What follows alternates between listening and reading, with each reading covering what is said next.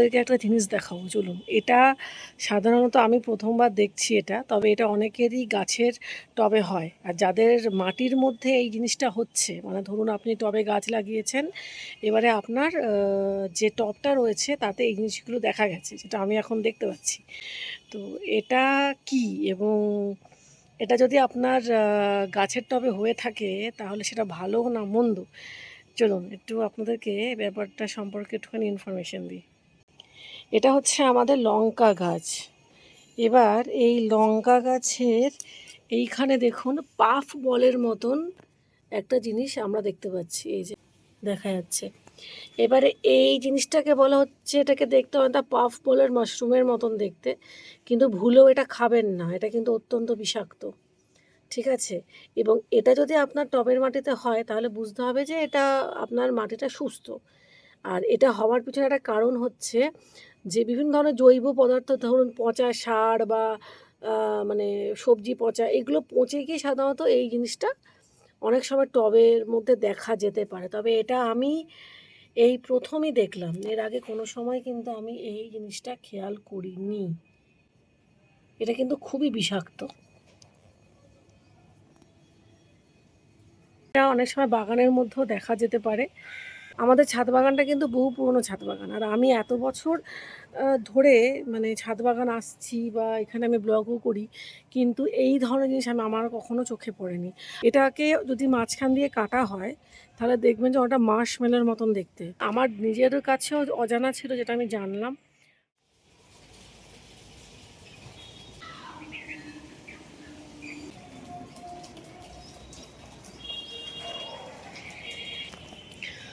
এটা হচ্ছে আমাদের পাশের বাড়ি। হুম, এরা কোনোদিনও, এরা পাম্প চালিয়ে এরা ভুলে যায়। আর শুধু সেটাই না, এরা এরা এসি চালিয়েও ভুলে যায়। মানে এদের এসি সকাল 10টা থেকে শুরু করে রাত 10টা অবধি চলে, আবার কখনো সারা দিন ধরেই চলছে, অথচ রুমে কেউ নেই। আর পাড়ার লোকেরা দরজা নক করে তারপরে তাদেরকে ডেকে বলেছি যে পাম্পটা বন্ধ করো, জল নষ্ট হচ্ছে, কিন্তু এদের কোনো হেলদোল থাকে না। আজকের দিনের ব্যস্ততার মাঝে একটু সময় বার করে ঘরের ঠাকুরের জায়গাটা একটু গুছিয়ে নিলাম। নিজের হাতে এই ছোট ছোট পরিবর্তনগুলো করতে আমার বেশ ভালো লাগে। এরপরে দুপুরের দিকে একটু মেঘলা আবহাওয়া ছিল, ছাতা নিয়ে বেরিয়ে পড়লাম পাড়ার দোকান থেকে পনির আনতে।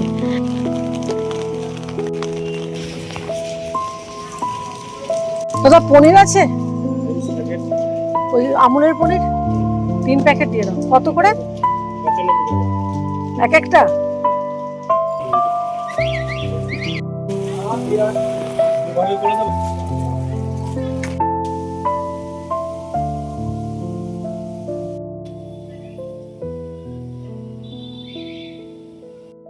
ব্লগটা আবার শুরু করছি। এখন পনির রান্না করব। পনিরটা তো কিনেছিলাম ছেলেকে স্কুল থেকে আনতে যাওয়ার সময়। তো এই আমুলের পনিরটা নিয়ে অনেকেই অনেক কিছু বলেন। অনেকে বলেন যে এটা খুব শক্ত থাকে, এটা নাকি নরম হয় না। আমি কিছু প্রসেস অ্যাপ্লাই করি, মানে মানে আমি আগে যখন পনির রান্না করতাম তখন আমারও পনির ওরকমই থাকতো, মানে সফটনেসটা পনিরে আসতো না। তো তারপর অনেক মানে নিজেই থেকে থেকে শিখে যেটা বুঝলাম যে পনির একটু গরম জলে ফুটিয়ে নেওয়া উচিত, তারপরে যদি পনিরটাকে তরকারিতে দেওয়া যায় তাহলে পনির কিন্তু খুব সফট হয়। তো সেই জন্য আমি এই পনিরটাকে একদম গরম জলের মধ্যে দিয়ে দিয়েছি। বর্ষাকালে এই একটা অসুবিধা হয়, এই যে ধনে আর মৌরিটা রেখেছি পোকা হয়ে গেছিলো। এবার এই ধনে মৌরিটা ড্রাই রোস্ট করে নিয়ে গুঁড়ো করে রাখবো, তাহলে একটা মশলাও তৈরি হয়ে যাবে আর খেতেও ভালো লাগবে রান্না বান্নায় দিলে আর কি। এই হচ্ছে আমার পনিরের তরকারি। পনিরগুলোকে আমি দিয়ে দিয়েছি। পনিরগুলো কিন্তু খুব সফট আছে।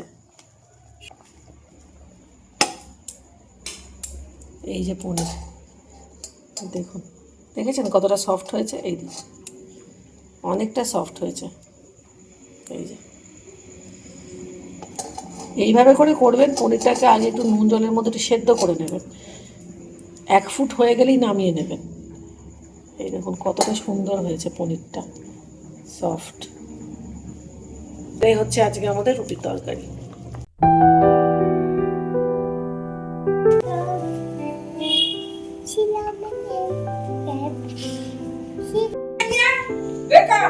জুতো কোথায় জুতো? তুমি যাবে কি যাবে না? ও যাবে না, চল। Late late late. কার লেট হয়েছে? জুতো পরো, জুতো। এই ছিল আমার আজকের দিনে ছোট ছোট কিছু মুহূর্ত।